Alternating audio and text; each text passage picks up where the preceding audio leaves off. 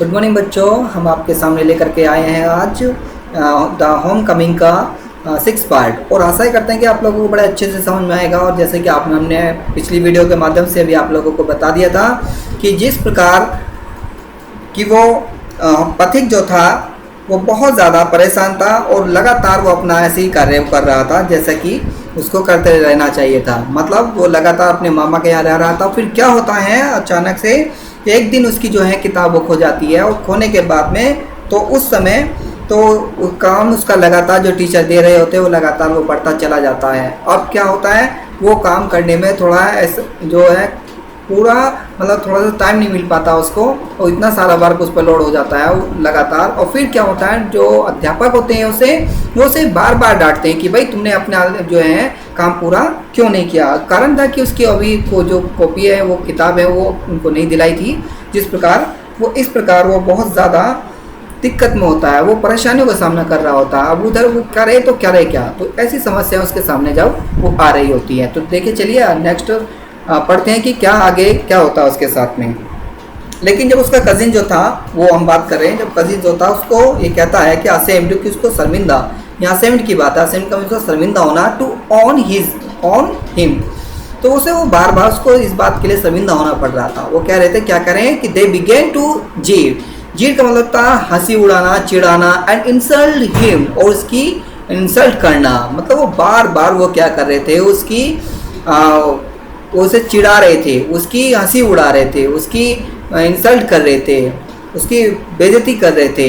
तो मोर मतलब then the other boy, और दूसरे लड़के भी दूसरे लड़कों की तरह वो उसकी ऐसे ही वो बार बार उसकी जो इंसल्ट वो कर रहे थे। तो he went to his aunt, और उसकी जब आंटी वह जब अपनी आंटी के पास में गया, तो ही वेंट, ही मिस होता है वह, वेंट का मतलब था गया, टू हिज आंट, जब वह अपनी आंटी के पास हो गया, एंड एट लास्ट, और अंत में क्या देखता है, टोल्ड हर, और उनसे सारी बात वो बताता है। कहता है, क्या कहता है, दैट की he had lost his book.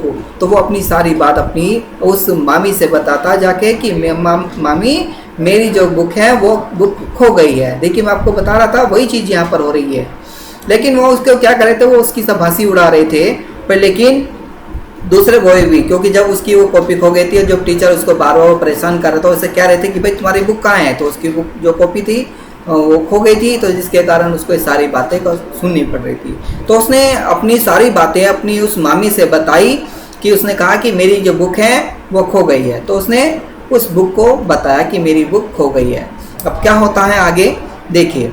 तो उसने कहा, his aunt pursed her lips in contempt and said, "The you great clumsy country lout, how can I afford with all my family to buy you a new book 5 times a month?" तो उसने कहा his aunt, अब उसकी aunty ने purse her lips, अपने होठों को सिकोड़ते हुए कहा, इन द कंटेम्प्ट मतलब घृणा के साथ में, अपमान के साथ में। अब कहने लगी एंड सेड, और कहा कि यू ग्रेट क्लम्सी, और बिल्कुल इस तरह से बेढंगी, या क्लम्सी का मतलब बेढंग तरह से, कि यू ग्रेट कंट्री, कि तुम एक और लाउड मतलब गवार टाइप से, और तुम इस तरह के हो, बेढंगे हो। और उसने कहा, हाउ कैन आई अफोर्ड, कि मैं कैसे अफोर्ड कर सकती हूँ। अफोर्ड का मतलब होता है मतलब प्रयास करना, कि मैं कैसे प्रयास कर सकती हूँ, विद ऑल माई फैमिली, कि मेरा पूरा परिवार भी है, टू बाई, जिससे मैं तुम्हें खरीदूँ, या न्यू बुक्स 5 टाइम में 5 बार एक मंथ, यानी कि एक महीने में मैं तुम्हें 5 बार बुक खरीदूँ। मैं कैसे अफोर्ड कर सकती हूँ ऐसे, कि वो मेरा पूरा परिवार भी तो है। ऐसा उसकी जो मम्मी ने मतलब मामी थी उसने कहा, क्योंकि उसकी मामी भी उसको चाहती नहीं थी, पर इसलिए वो उसको कह रही थी कि मैं एक महीने में बताओ मैं 5 बार तुम्हें बुक कैसे कैसे दिलाऊं, कि मेरा भी तो परिवार है, मेरा भी तो अपना कुछ है, मैं कैसे कर पाऊंगी। तो इस बात को वो उससे कह रही थी, किससे, पथिक से। तो क्या होता है, दैट नाइट, अब उस रात, on his way back from school, Pathik had a bad headache, और with a fit of shivering he felt he was going to have an attack of malaria fever.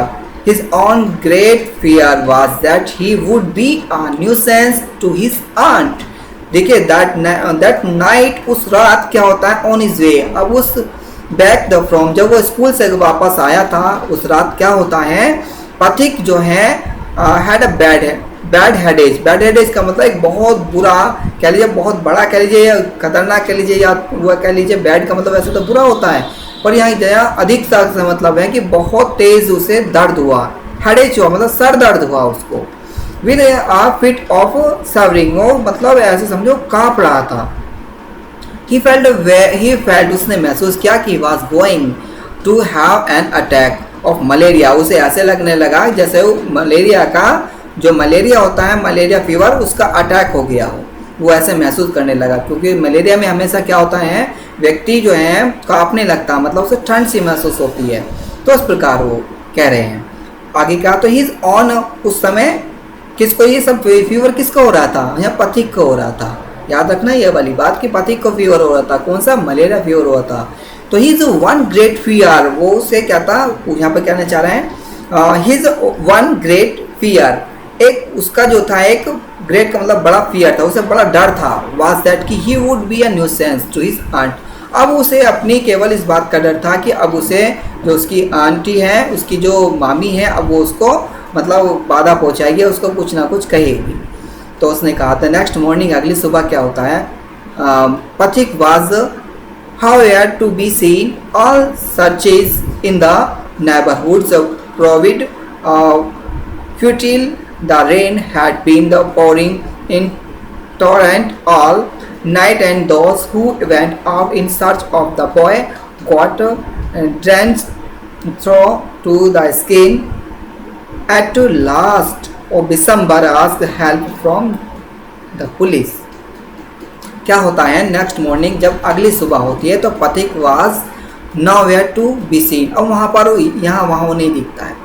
जब अगली सुबह होती है तो पथिक क्या है, वो वहाँ यहाँ वहाँ नहीं दिखता। वो क्यों नहीं दिखता है कि वो जब इस बात को सोचता है कि अब मुझे ये सब फीवर सा हो रहा है, तो वो मेरी जो मामी है मुझे वो फिर कहेगी कि अब इस तरह की देखते हुए वो वहाँ से चला गया था। और नेक्स्ट मॉर्निंग जब वो पथिक उसे वहाँ यहाँ वहाँ नहीं दिखाई देता है, तो all searches in the neighbourhood, अपने वो आसपास के जितने भी पड़ोसी होते हैं उन सब में उसको सर्च करता है, और प्रूव्ड हो, ये सिद्ध हो जाता है कि सब फर्टिल है, व्यर्थ था, बेकार है। जब वो यहाँ वहाँ ढूंढ लेता है तो सारा का सारा क्या होता है, व्यर्थ होता है, बेकार होता है, कि उसे नहीं मिल पाता है वो।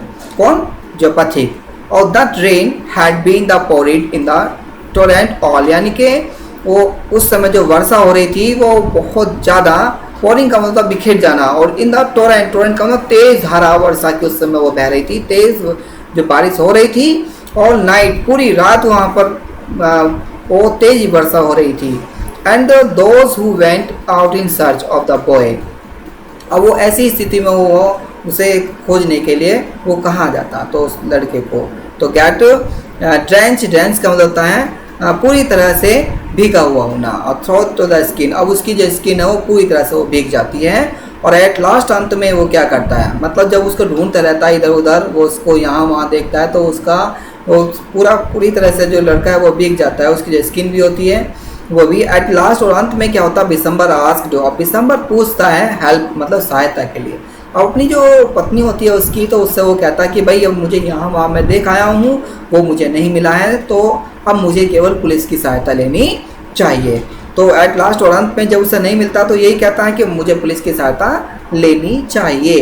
तो क्या होता है, एट द एंड, और अंत में द डे, और अंत के दिन के अंत में वो बात कर रहा है। अब police when the stop at the door before the house, it was, यहाँ पर स्टिल हुआ क्या, still raining and the street were all flooded. To the constable brought out the Pathik in their arms and placed him before December. He was wet through from head to foot, muddy all over his face and eyes, flushed red with fever, and his limbs all trembling. The December carried him in his arms and took him into the inner apartment. When his wife saw him, so she exclaimed, "What a heap of trouble this boy have given us! Had not you better send him home?" तो उसने कहा at the end of the day, यानी कि दिन के अंत में वो क्या कहते हैं, ए पुलिस वैन, एक पुलिस की वैन आई, स्टॉप मतलब रुक गई, एक पुलिस की जो गाड़ी आई वो रुक गई एट द डोर, दरवाजे पर, बिफोर द हाउस, उसके घर के सामने।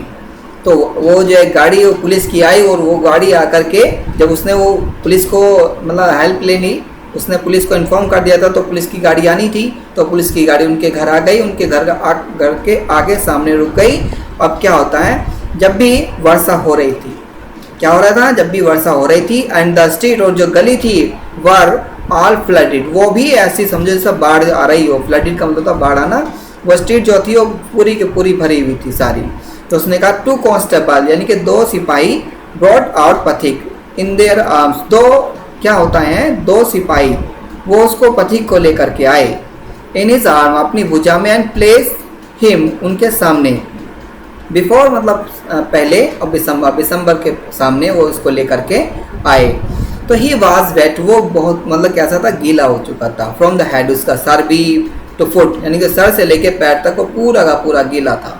तो मडी हो मतलब कीचड़ में सना हुआ था, ऑल ओवर, सारा का सारा। तो हिज फेस, उसका चेहरा, एंड आईज, उसकी आंखें, प्लस रेड मतलब तेजी हो रही थी, लाल हो रही थी उसकी आंखें, और विद अ फीवर मतलब बुखार के साथ, मतलब उसकी आंखें बुखार के साथ लाल हो रही थी, मतलब उसको बुखार आ रहा था। एंड हिज लिम्स, और उसके जो लिम्फ मतलब होता ठंडा पड़ जाना, ऑल द ट्रैम्बलिंग, वो ठंडा पड़ा होता है ना, वो सारा काँप रहा था। Bisambar carried him in his arm, अब बिसम्बर जो था उसे अपनी भुजाओं में लेकर के चला गया। कैरिड का मतलब लाया, हिम माने उसको, इन हिज आर्म, बिसम्बर उसे अपनी भुजाओं में लाया, and took him into the inner apartment, apartment का मतलब होता कमरा, तो वह उसे अपने उसको कमरे में ले गया। एंड टुक का मतलब लेना, हिम माने उसको, इनटू द इनर, इनर का मतलब अंदर, अपार्टमेंट का मतलब कमरे में, तो उसे कमरे में ले गया। तो वैन मी, जब हिज वाइफ, जब उसकी पत्नी, साहिम, जब उसने उसकी पत्नी ने उसको देखा, किसको, पथिक को देखा, तो सी एक्सक्लेम्ड, उसने कहा, क्या कहा कि what A heap of trouble this boy, की हैज़ गिवन अस, कि इस बच्चे ने हमें कितनी सारी परेशानियां दे रखी हैं। कभी ये किताब खो देता है, कभी ये इधर से उधर चला जाता है, तो बताओ इस बच्चे ने हमें कितनी सारी परेशानियां दे रखी हैं। The heap of the trouble, यहाँ पर तो बहुत ढेर सारी समस्याएं दे रखी हैं, और हैज़ गिवन अस, जो हमें उसने दे रखी हैं, वो कहना चाहिए। Had not you better send him home, इससे अच्छा होगा कि इसको अब इसके घर भेज दिया जाए, बस केवल यही इसका चाह रहा है कि भाई इसको उसके घर भेज दो, तो वह कहना चाहती है। तो पथिक हियर्ड हर वर्ड्स, अब पथिक उनके शब्दों को सुन रहा था, जो उसकी मामी वो शब्दों को कह रही थी। एंड सॉफ्ट आउट लाउड, अब वो सुबकने लगा, लाउड मतलब जोर जोर से वो सुबकने लगा। जब वो सारी बात अपनी मामी की उसने सुन ली, तो सुनने के बाद वो जोर जोर से सुबकने लगा। कौन, पथिक। तो उसने कहा, uncle I have just going home, तो कहता कि मैं अभी अपने घर जाना चाहता हूँ, कि अंकल यानी कि मामा जी, मैं अपने घर जाना चाहता हूँ, बस मुझे घर जाना है। बट लेकिन दे ड्रैग मी बैक अगेन, लेकिन उन्होंने मुझे दोबारा से रोक लिया। किसने, उसके मामा ने, क्योंकि मामा उसको बहुत चाहते थे, लेकिन उसकी मामी उसको नहीं चाहती थी। आगे देखिए क्या होता है। The fever rose very high अब, and all that night the boy was delirious.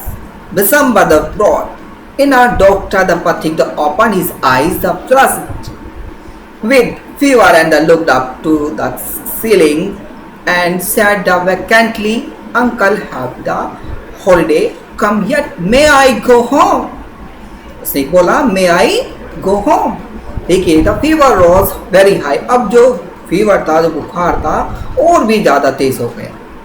And all that night, वो पूरी रात, वो उसके नहीं कर, ऑल दैट, उस पूरी रात द बॉय, जो लड़का था, वह ऐसा पड़ा रहा जैसे डिलेरियस का मतलब था अचेत या बेहोश पड़ा रहा। अब उसे वो जो बुखार था बहुत ज़्यादा तेज चढ़ता चला गया था, और वो पूरी रात बेहोश पड़ा रहा था। तो बिसम्बर बॉट इन अ डॉक्टर, तो तभी बिसम्बर ने क्या किया, एक डॉक्टर को बुलाया, या एक डॉक्टर को लेके आए। ब्रॉड का मतलब लाना, ए डॉक्टर, तो बिसम्बर एक डॉक्टर को लेकर आए। तो पथिक ओपन हिज आइज, पथिक ने अपनी आंखें खोली, और फ्लश मतलब होता है रगड़ना कहते हैं इसे, विद फीवर, बुखार के साथ में थी, जैसे उसने आंखों को डॉक्टर ने उसके खोल के देखी एंड लुक्ड अप, उसने जब उसकी ओर देखा द सीलिंग अपने छत की ओर उसने देखा एंड सेड वैकेंटली, मतलब जब उसने देखा तो सब क्या सा था, वैकेंटली था, मतलब खाली खाली सा था। तो uncle have the holiday come yet, तो वो अंकल से पूछता है कि अंकल हॉलीडे आ गया है, अभी तक हॉलीडे नहीं आया। तो उसने कहा मे आई गो होम, क्या मैं अपने घर जा सकता हूँ, अगर हॉलीडे आ गया हो तो क्या मैं अपने घर जा सकता हूँ, तो पूछ रहा है अपने मामा से। तो Bisambar wiped the tears from his own eyes and took Pathik's lean and burning the hands in his own and sat by him through the night. The boy began again to mutter. At last his voice became excited. Mother, he cried. Done. यहाँ पर आप देखें do not की बात है, don't भी बोलते हैं, don't beat me like that mother, I am telling the truth. Bisambar wipe, Bisambar ने वाइप का मतलब होता है रगड़ना, द टीयर्स मतलब अपने जो आंसुओं को, जो रो रहा था वो बिसम्बर इस बात को देख करके कि भाई मेरे इस बच्चे को क्या हो गया, मेरे भांजे को क्या हो गया। तो बिसम्बर को भी देख करके जब रोना आ जाता तो बिसम्बर वाइप्ड द टीयर्स, तो बिसम्बर भी अपने आंसुओं को पोंछता है from his on the eyes, वो अपनी आंखों से भी, एंड टुक पथिक से लीन, और वो पथिक को भी देखता कि पथिक कैसा हो चुका है, वो दुबला पतला हो चुका है। लीन का मतलब होता है दुबला पतला होना। एंड मिस होता burning hands in his on, और बर्निंग का मतलब होता है जलाना, हैंड्स, हैंड का मतलब हाथों का, in his on and set by him, और उसके पास में वो बैठ जाता है। थ्रू दैट द नाइट, वो उस रात उसके पास वहीं वो बैठ जाता है। और द बॉय जो लड़का है, बिगेन मतलब आरंभ हो जाता है, अगेन मतलब दोबारा, टू मर्डर, मर्डर का मतलब होता है बड़बड़ाना। अब वो क्या करता है, वो बच्चा पथिक जो है दोबारा से बड़बड़ाना शुरू कर देता है, वो फिर बड़बड़ाता रहता है, क्योंकि फीवर में अक्सर ऐसा होता है। एट लास्ट इज वॉइस, लेकिन अंत में उसकी जो आवाज़ ही बिकेम मतलब हो गई थी कैसी, एक्साइटेड, मतलब बड़ी उत्तेजित हो गई थी जो उसकी आवाज़ थी, मतलब जो बड़बड़ाता उसके बाद में जो उसकी आवाज़ थी, जो वॉइस थी, वो बहुत ज़्यादा उत्तेजित हो गई। और मदर बस केवल वो ये पुकार रहा था कि माता जी, अपनी माँ को ही पुकार रहा था वो, क्योंकि जब इस तरह की जब ऐसी कंडीशन बच्चे की हो जाती है तो उस समय वो अपनी मम्मी या पापा को ही पुकारता, तो उसके केवल माँ ही थी, उसके पापा नहीं थे, तो वो केवल अपनी माँ को ही पुकार रहा था। तो उसने कहा ही क्राइड, वो चिल्लाया, do not beat me like that mother, तो उसने कहा कि डू नॉट बीट मी, कि मुझे मत पीटो लाइक दैट, उसकी तरह मुझे मत पीटो, माँ मुझे उसकी तरह मत पीटो। I am telling the truth, कि मैं उससे बिल्कुल सच कह रहा हूँ, मैं बिल्कुल सच कह रहा हूँ कि मुझे मत पीटो। तो आई एम टेलिंग, मैं कह रहा हूँ द ट्रूथ, मैं सच कह रहा हूँ, मुझे मत पीटो। नेक्स्ट डे क्या होता है, नेक्स्ट डे देखेंगे। नेक्स्ट डे अगले दिन Pathik became the conscious for a short time. अब जो नेक्स्ट डे अगले दिन क्या होता है, he returned his eyes about the room as if expecting someone to come at last. With an air of disappointment, his head sank back on the pillow. He turned his face to the wall with a deep sigh. उसने कहा next day, अगले दिन क्या होता है, जो पथिक जो है, बिकेम का मतलब हो जाता है कॉन्शियस हो जाता है, शॉर्ट टाइम के लिए मतलब थोड़े समय के लिए वो कॉन्शियस हो जाता है, और क्या करता है कि ही रिटर्न, वो वापस लौटता है, हिज आइज, सॉरी ये टर्निड का मतलब मुड़ना, तो ही टर्निड वो मुड़ता है, हिज आइज अपनी आंखों को, और अबाउट मतलब बारे में, द रूम उस कमरे के ओर वो अपनी आंखों को टर्न करता, मोड़ता और देखता है, एज इफ जैसे मानो कि एक्सपेक्टिंग करना, किससे उम्मीद रखना, समवन कोई एक, टू कम वो आ चुका है, कोई आ चुका है। जब वो ऐसी वो बातें मतलब देखता है, जब वो अगले दिन जब शुरू होता है उसका, तो थोड़ा सा मतलब कॉन्शियस हो जाता है शॉर्ट टाइम के लिए, और जब वो मुड़ता है तो अपनी आंखों को इधर उधर देखता है, तो अपने रूम की ओर देखता है, तो उसे ऐसा लगता है कि उसे एक उम्मीद सी आती है कि कोई यहाँ पर आ गया है। तो एट लास्ट अंत में क्या होता है, विद एन एयर, जब वो उसे हवा के साथ में डिसअपॉइंटमेंट, जब उसको नियुक्त नहीं किया जाता, मतलब कोई वहाँ दिखाई नहीं देता, तो कहता है हिज हेड, तो अपना सर जो है सैंक बैक ऑन द पिलो, तो अपने जो सर को उस पिलो में डुबो देता है। मतलब सैंक का मतलब डुबा देना, बैक का मतलब था पीछे, क्या करता है उसमें, उस जैसे तकिया हम कभी कभी क्या करते हैं हम, तो उस तकिए को ले लेते हैं और उसमें वो अपने सर को दबाने की कोशिश करते हैं। मतलब उसको भाई ये मेरे साथ क्या हुआ इस तरह से, तो कभी कभी तो उसने अपना जो सर था उस पिलो में सैंक कर दिया, डुबो दिया मतलब। तो ही टर्निड, वो मुड़ा, हिज फेस, ने अपने चेहरे को उधर की ओर किया, द वॉल, दीवार की ओर, विद मीन साथ में, डीप साइड, अपने गहरे उस साइड में उसने अपने उस फेस को किया। चलिए बहुत जल्द आपसे नेक्स्ट वीडियो के साथ मिलते हैं। इसी के साथ थैंक्स वॉचिंग दिस वीडियो।